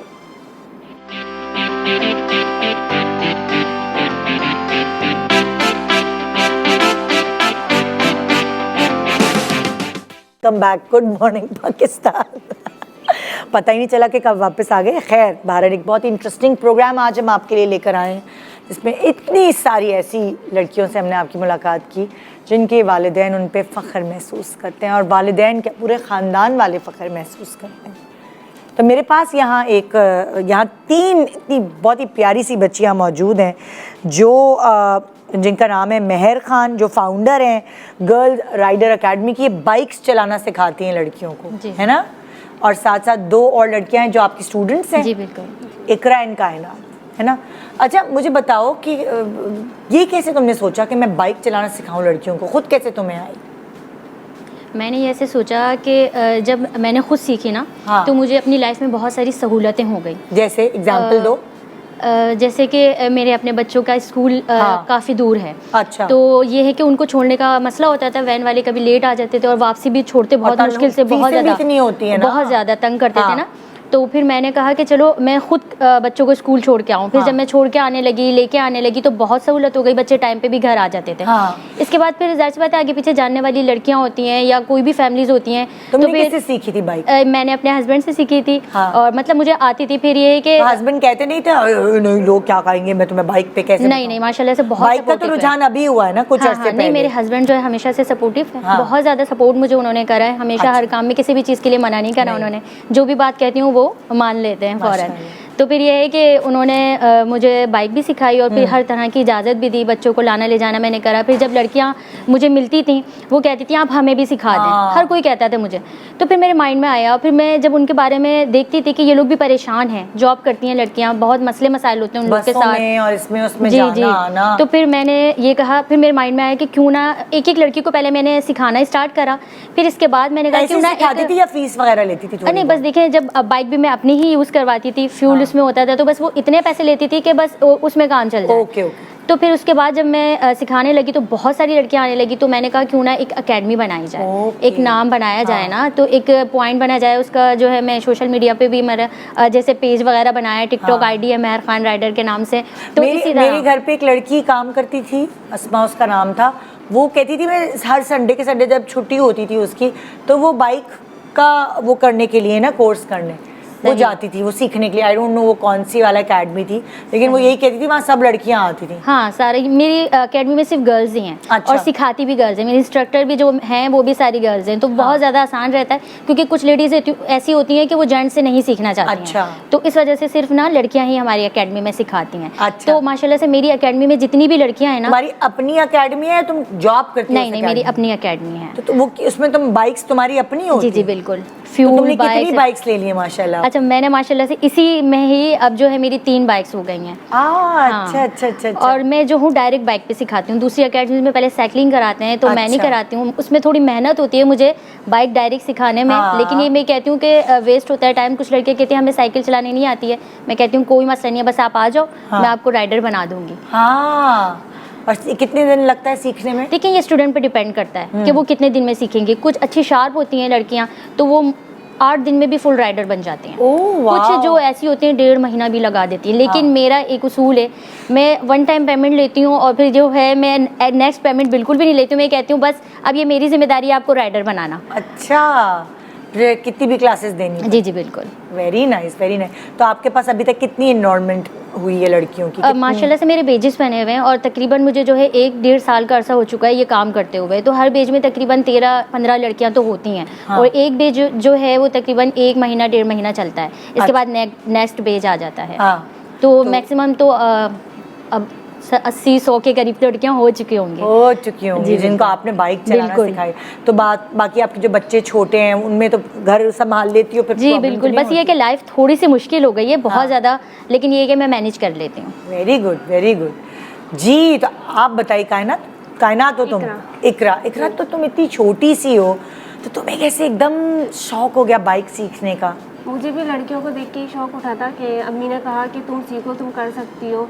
और फिर मैंने अपने छोटे भाई से, उसको तो आती थी, लड़के तो जल्दी सीख जाते हैं, हाँ। छोटी छोटी उम्रों में चलाने लग जाते हैं। तो मैंने थोड़ी सी ट्रेनिंग अपने भाई से भी ली थी और फिर रोड कॉन्फिडेंस क्लास जो थी मैं इनके पास गई थी, इन्होंने मुझे ट्रेन करा। ये काफ़ी सहूलियात हो गई हैं, मुश्किल आसान मतलब हो जाती हैं काम, मतलब कोई करना होता है अम्मी को डॉक्टर के पास, भाइयों को स्कूल से लेना, घर पे मतलब स्कूल से लेके घर पे छोड़ना, वापस सुबह में स्कूल छोड़ना, तो ये आसानियाँ हो जाती हैं बाइक से अच्छा, ना। कुछ लड़कियां ऐसी होती हैं जो माशाल्लाह से बाइक सीख लेती हैं अपने भाइयों से, अब्बू से, बट रोड कॉन्फिडेंस नहीं होता है वो उन्हें। फिर तुम्हारे पास तो बस फिर वो अगर मुझसे कांटेक्ट कर लेती हैं तो मैं कहती हूँ ठीक है आप आ जाओ, मैं आपको रोड कॉन्फिडेंस भी दे दूंगी। तो ये भी माशाल्लाह से इनको बाइक चलानी आती थी, मैंने इनका टेस्ट लिया, फिर इसके बाद इन्होंने कहा कि मैम बस मुझे ना रोड कॉन्फिडेंस चाहिए। मैंने ठीक है आप आ जाओ, तो फिर मैंने इनको रोड कॉन्फिडेंस दिया था और माशाल्लाह से जो ये है अब बहुत अच्छी बाइक चलाती हैं। हाँ, तो तुम्हें फिर मतलब अभी तुम जॉब नहीं करती हो, अभी घर पे होती? जी नहीं, जॉब मैं करती हूँ। अच्छा, जॉब भी करती हो? जॉब भी करती हूँ ना, उसी वजह से ज़्यादा सीखी ताकि आसानियाँ हो जाए। हाँ, क्योंकि जाने आने में जी किसी के डिपेंडेंट ना हो। जी बिल्कुल ऐसा ही है। और भाई भी छोटे हैं, कोई लेने ले जाने वाला ही नहीं है। हाँ। तो इसी वजह से ना फिर ज़्यादा मतलब जल्दी सीख ली मैंने। और बाइक से जल्दी शौक जल्दी भी थी, शौक भी था मुझे कुछ ज़्यादा, तो इसी शौक में जल्दी सीख ली मैंने। डर नहीं लगा बाइक चलाते हुए गिर जाओगी, काले हो जाएंगे हाथ? हाँ, ये नहीं लड़कियां ऐसे काले होने का लगा था।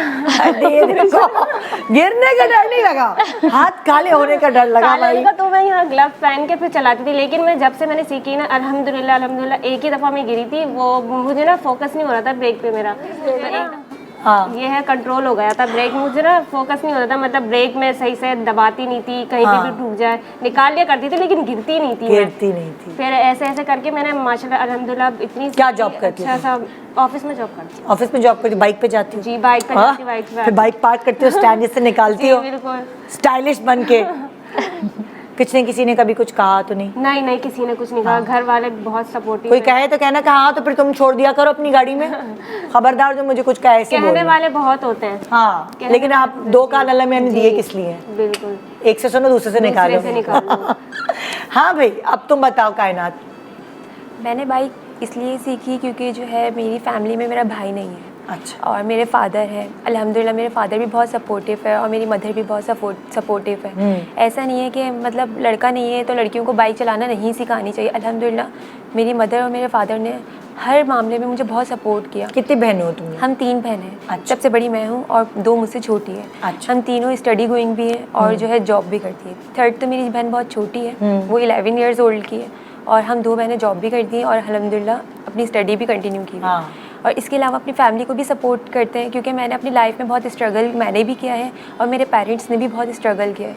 जब मैं छोटी थी तो मेरे पेरेंट्स ने बहुत स्ट्रगल किया, मैं देखते देखते बड़ी हुई। और फिर जब मेरे माइंड में ये था कि नहीं, जब मुझे बड़ा होना है तो अपने मम्मा पापा को इस तरह स्ट्रगल में मुझे नहीं रखना, एटलीस्ट मुझे अपनी मम्मा को थोड़ा सा रिलैक्स देना चाहिए लाइफ में उनकी, क्योंकि उन्होंने अपनी सारी ज़िंदगी जो है हम पे कुर्बान कर दी है स्ट्रगल कर करके। जाहिर सी बात है, एक फ़ीमेल की हिम्मत की बात होती है ना, एक एज में आके उसकी हिम्मत जो है ना वो ड्रॉप कर जाती है कि नहीं अब मुझे भी सपोर्ट की नीड है। तो मैंने अपने मम्मा को बहुत छोटेपन से साथ दिया। जब मैं बहुत छोटी थी, स्कूल पढ़ती थी, तो मैं घर में मेहंदी लगाती थी। अच्छा। जी, मेहंदी लगाती भी थी और सिखाती भी थी। अच्छा। इस तरह मेरे पास जो है ना मेहंदी के कस्टमर्स आते थे। जब मैं थोड़ी सी बड़ी हुई, मैट्रिक हुआ, जब मेरा मैट्रिक हुआ तो मैंने ऑफिस जॉब स्टार्ट कर दी। अच्छा। मैं ऐसी थी, मुझे कंप्यूटर भी ऑन करना नहीं आता था। मैंने एक ऑफिस में जॉब की, मैं छोटी भी बहुत थी। उन्होंने कहा बेटा आपको क्या ज़रूरत है? मैंने कहा मैं नीडी हूँ जॉब की, जो सीधी सी बात है, ठीक है, और मैं अपनी फैमिली को सपोर्ट करना चाहती हूँ। फिर उन्होंने मुझे बहुत सपोर्ट किया, मुझे ऑन ऑफ करना सिखाया कंप्यूटर। उन्होंने मतलब उनकी उंगली पकड़ के मैं चली, क्योंकि इंसान का किसी का एहसान भूलना नहीं चाहिए। फिर मैं इस तरह जॉब की फील्ड में मैं जॉब करती थी, अपनी स्टडी भी करती थी, इंटर हुआ, इस तरह करते करते मुझे शौक हुआ बाइक सीखने का। अच्छा। अब इंटर के बाद जिंदगी में लाइफ जैसे जैसे बड़ी हो रही है, चीजें बढ़ती जा रही हैं। क्योंकि मेरा कोई भाई नहीं था ना, अब हम फादर पे डिपेंड रहते थे, पूरा दिन वेट करते थे। पापा रात को 11-12 बजे आ रहे और हम उन पे फिर बोल रहे पापा मैं यहाँ ले जाए, यहाँ ले जाए, यहाँ ले जाए। जाहिर सी बात है, एक बंदा थका हुआ आता है, फिर वो ये सोचता है मुझे दोबारा जाना है, तो उस पर हिम्मत नहीं होती। फिर मैं सोचती थी मुझे बाइक चलाना सिखाएगा कौन, क्योंकि मेरा कोई भाई तो था नहीं। और आपको पता है रिलेटिव्स बेटा 4 दफा तुमने कहा मेरा कोई भाई नहीं था, कोई बात नहीं है। तुम कोई कम हो किसी से? नहीं। तो जो है फिर मैं यही सोचती थी कि मुझे बाइक चलाना कौन सिखाएगा। मैंने अपने फादर से भी बात की कि पापा मुझे बाइक चलाना सिखाए। पापा ने कहा बेटा मैं आपको चलाना सिखा तो दूँ, लेकिन मेरे पास टाइम नहीं होता। और मैंने बचपन से कभी साइकिल भी नहीं चलाई थी। फिर मैंने जो है अपनी मैम को देखा, वो उनका ऐड देखा कि भाई टिकटॉक पे वो सिखा रही ये कर रही है, फिर मैंने इनसे इनकरेज हुई, फिर मैंने इनको ज्वाइन किया। अल्हम्दुलिल्लाह मुझे इन्होंने बहुत जो है सपोर्ट किया, क्योंकि मैं साइकिल चलानी भी नहीं, मैं बहुत डरती भी बहुत थी।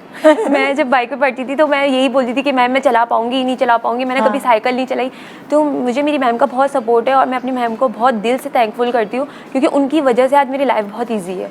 अब तुम क्या करती हो? अब मैं बाइक पर अपनी जॉब पर भी जाती हूँ, अपनी एकेडमी भी जाती हूँ, अपनी क्लासेस भी, मेरी क्लासेस चल रही हैं, हाँ क्लासेस भी ले रही हूँ। मैं जिस तरह ये आहिस्ता आहिस्ता से तरक्की की है, मेहंदी से फिर ये गई और कंप्यूटर के काम पर, फिर आहिस्ता आहिस्ता जॉब की, ऑफिस, बाइक चलाई, नेक्स्ट जहाज उड़ाओगी इंशाल्लाह। इंशाल्लाह मौका मिला तो वो भी जरूर छोड़ेंगे, क्योंकि तुम, अच्छी बात है कि तुम आहिस्ता आहिस्ता अपने आप को खुद अपग्रेड कर रही हो, और ऐसे ही हर बच्ची अपने आप को अपग्रेड कर सकती है। आजकल तो इतनी सारी टेक्नोलॉजीज़ हैं, इतनी सारी चीज़ें सीखने के लिए।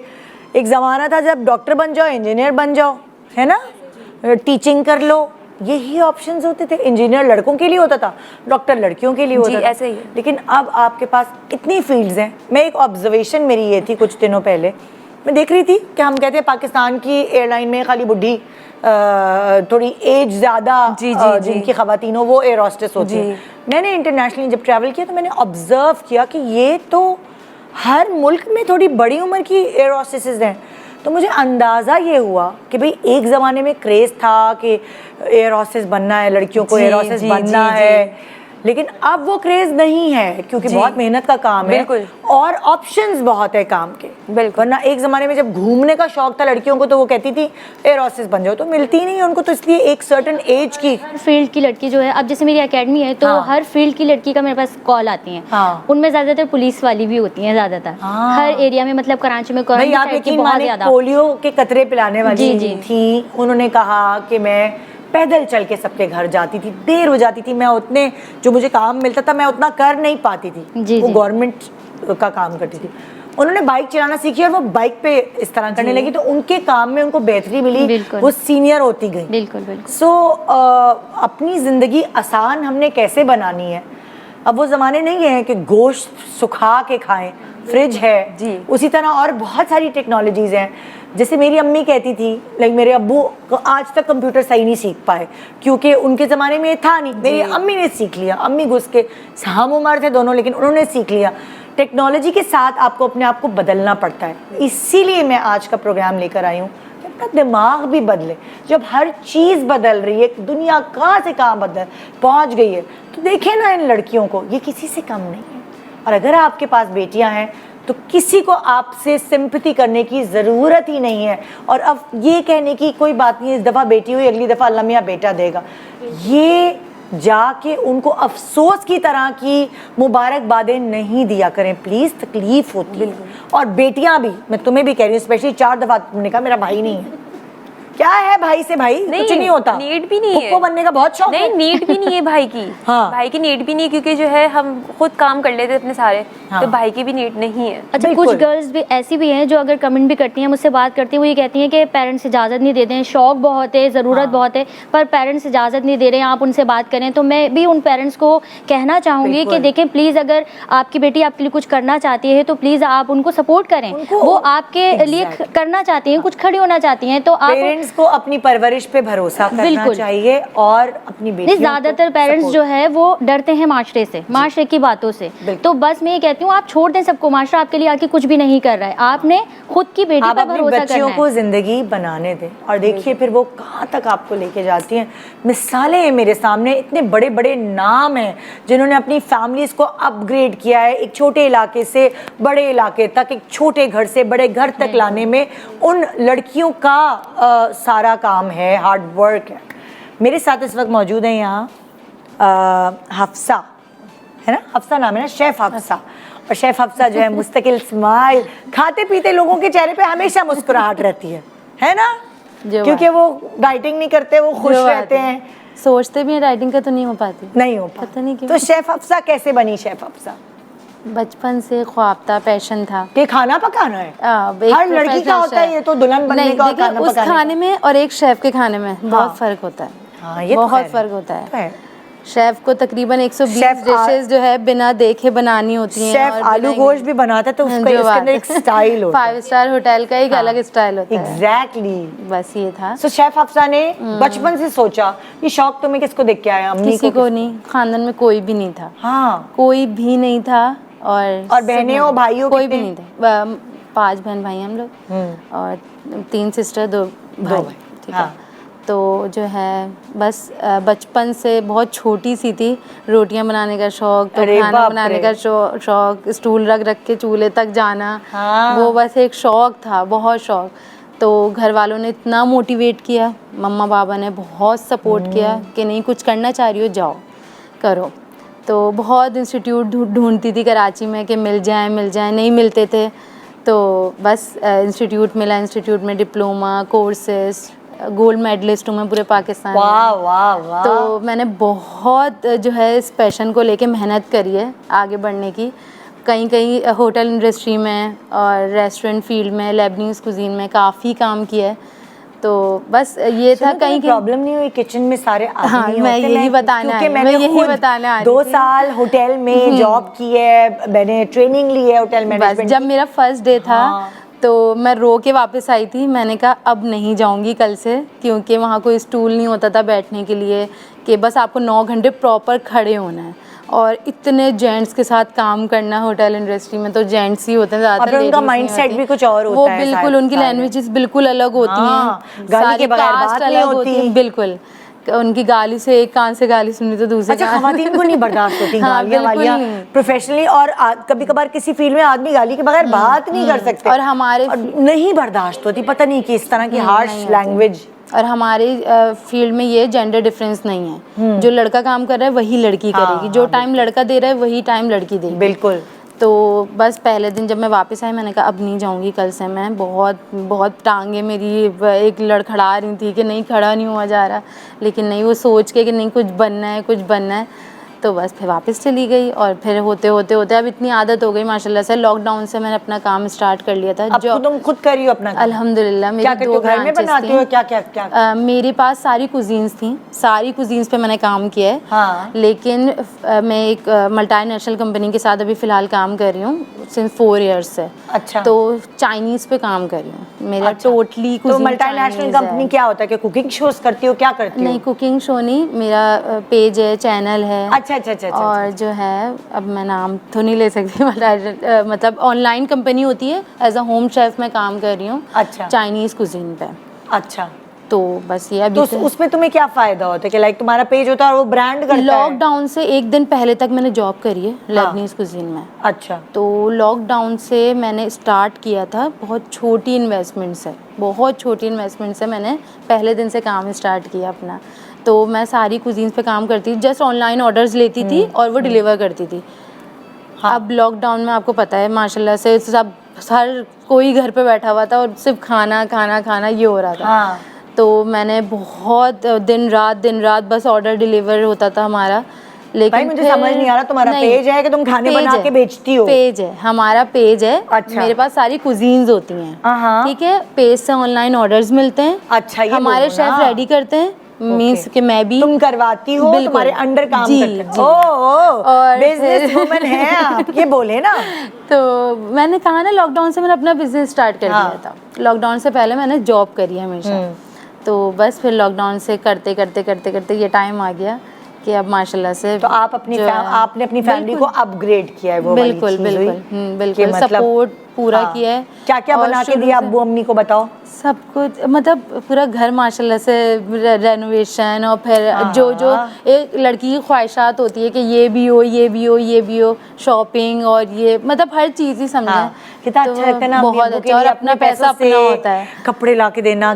कभी बाबा को तंग नहीं किया कि मुझे इतने पैसे दें तो मुझे ये चाहिए, मम्मा को मुझे इतने पैसे दें ये चाहिए। खुद से कमाया, खुद से जो है हर चीज़, और दूसरों को देने में, दूसरों को देने में जो मज़ा है वो किसी में नहीं है, मुझे ऐसा लगता है। थैंक यू सो मच आप सब लोगों का। इन सबको बुलाने का मकसद इनको अप्रिशिएट करना तो था ही, लेकिन आपको ये बताना भी था कि लड़कियां किसी से कम नहीं होती। तो प्लीज़ जब भी किसी के बच्चे को देखने जाएं, मुबारकबाद देने जाएं, तो अपने अपने जो आपकी जहनियत है उसको अपने अंदर ही रखें। अगर आपकी जहनियत बदल नहीं सकती तो किसी और को ये तकलीफ़ ना दें कि अच्छा इस दफ़ा बेटी फिर बेटी हो गई, चलो अल्लाह ताला अगली दफ़ा देगा। ये जुमले कहना बंद कर दें और अपनी ज़बान की धार से किसी और के दिल को मत खंजर की तरह घोंपें और उनको तकलीफ़ दें। छोटा सा ब्रेक के बाद देखते रहिए गुड मॉर्निंग पाकिस्तान।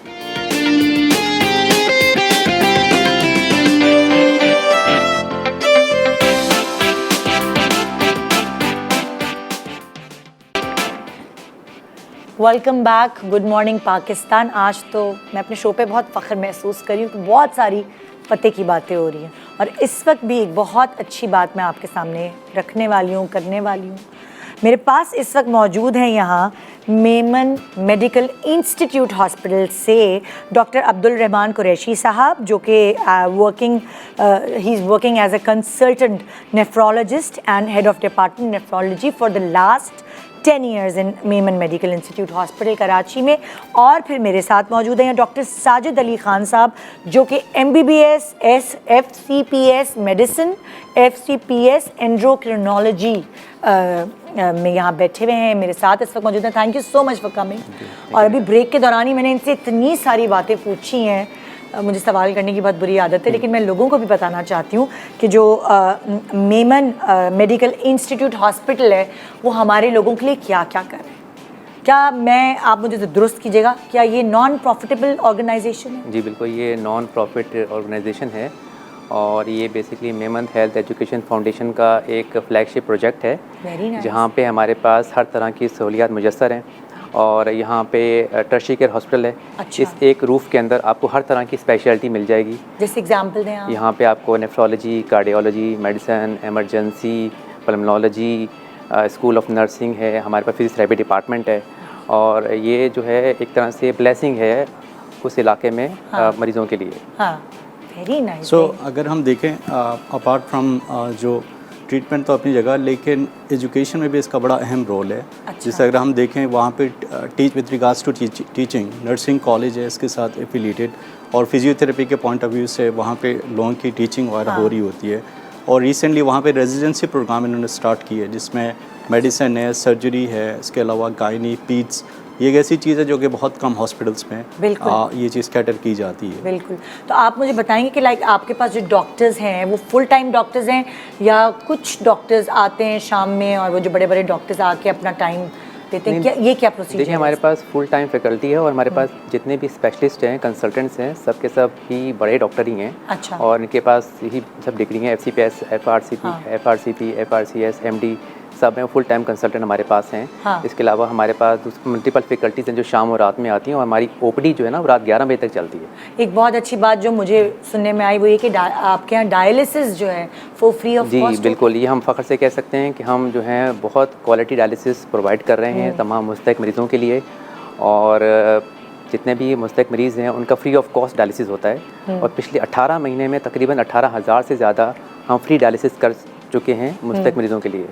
अच्छा, आज मैं आप लोगों से एज डॉक्टर्स ज़ाहिर सवाल करूँगी, क्या कनेक्शन है किडनी और डायबिटीज़ का? किडनी मतलब लाइक ख़राब होती है, मैंने बचपन से ही सुना है कि डायबिटीज़ जो है बीमारियों की माँ है, वो सारी बीमारियों को अपनी तरफ अट्रैक्ट करती है, आ जा।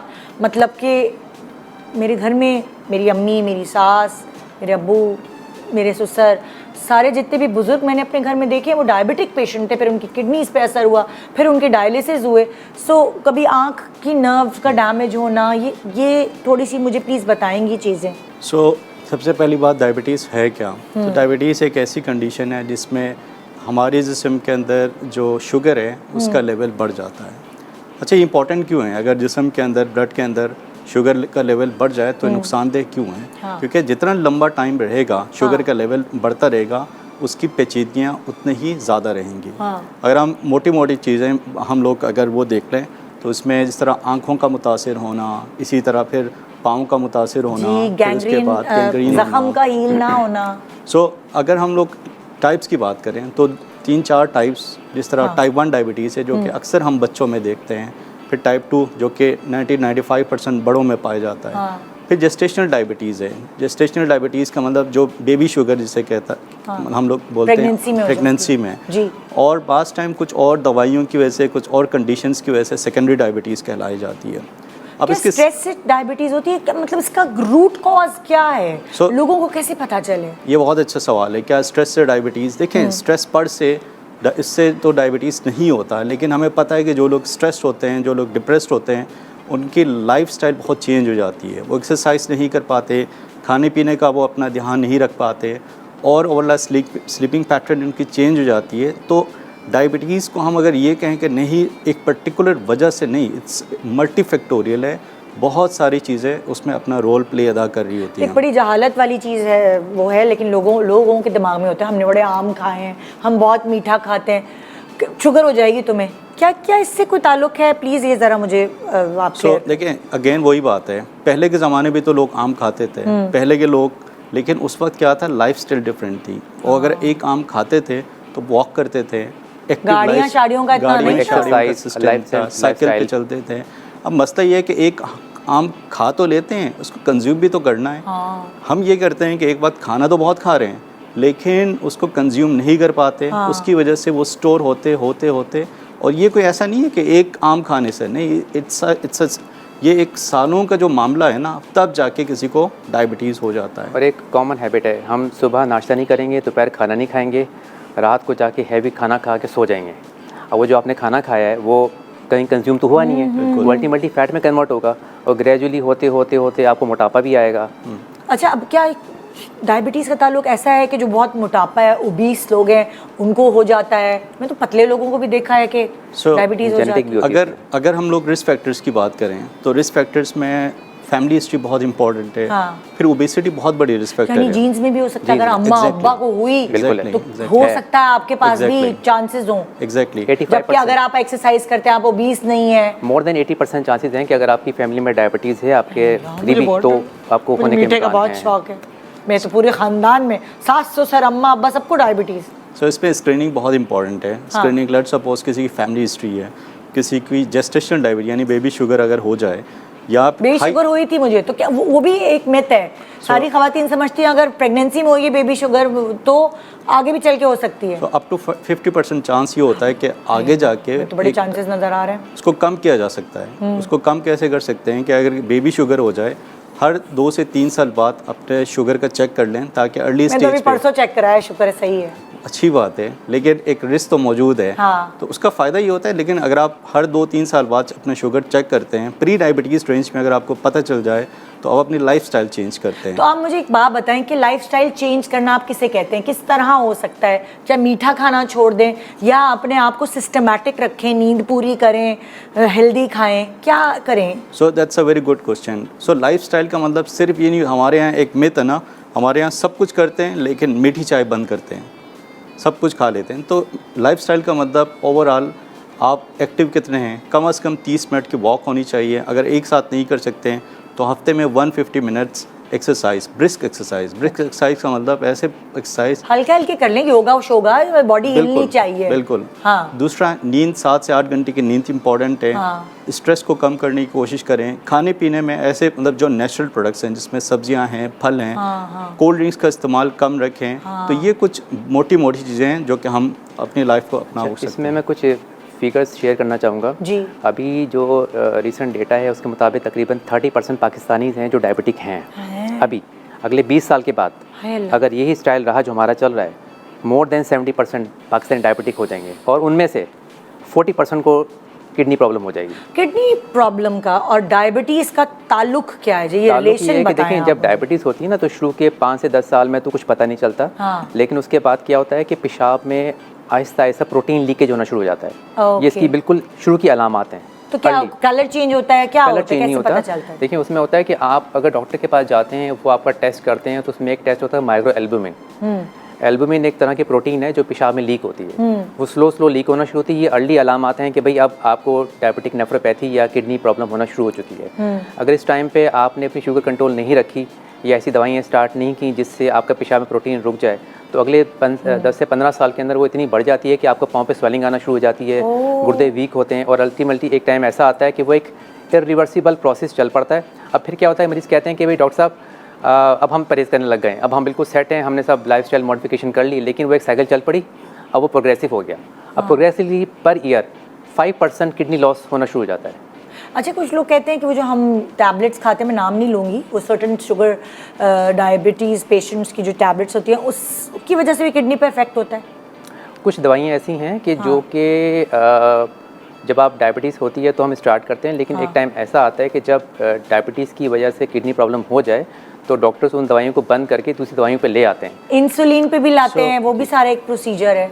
एक थोड़ी सी एक स्टोरी शेयर करूँगा, क्योंकि एक बहुत मिथ है हमारे यहाँ ये कि इंसुलिन बेहतर है कंपेयर टू मेडिसिन।